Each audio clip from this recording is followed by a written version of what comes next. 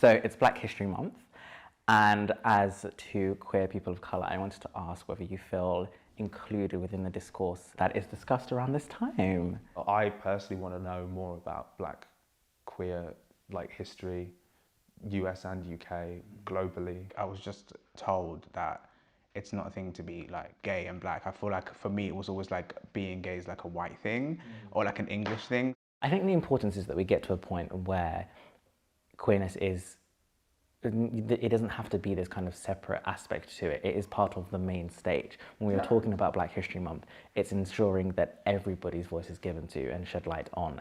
And I think that's the problem. It was really wild seeing people who would go and take apart the argument of all lives matter, but then couldn't understand the argument behind things like Black trans lives matter. It's nuts. So a question to you both.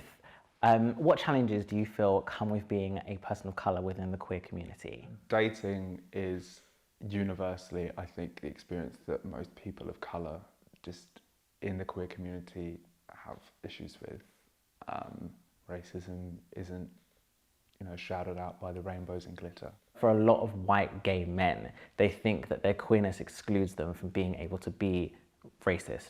It's the same people who have the same experience as a lot of queer people of colour going through school. It's just that they don't have the race aspect of it on top. And I think that amplifies the importance of having Black queer spaces, because for so many people that is something they actually experience in real life. I've had such a reluctancy for years to going to gay clubs and things like that because of the fear of how I'm going to be treated.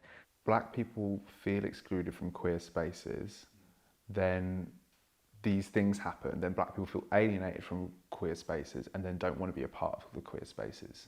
And then it just kind of keeps going round in that kind of perpetual cycle.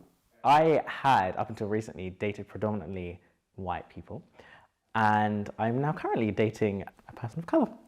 And yeah, I would never go back. So the first person I was in quite a serious relationship with, I was only 17 at the time, and I remember his mum had heard me on the phone. And I think from the way that I spoke, she'd kind of made her opinion that I was white. We kind of walked in and it was just the look on her face of, who's that? What's that? Why are you here? Because I know that this is not the same person that you were talking to on the phone. We went up to his room and he'd said, oh, I'll be back. He went back downstairs and he came back and he was like, oh, my mum was laughing about she didn't think you were from around here. And from that day, I was never allowed back in his house. Yeah, the difficulty for him to understand how I felt isn't something that I ever want to put myself through again.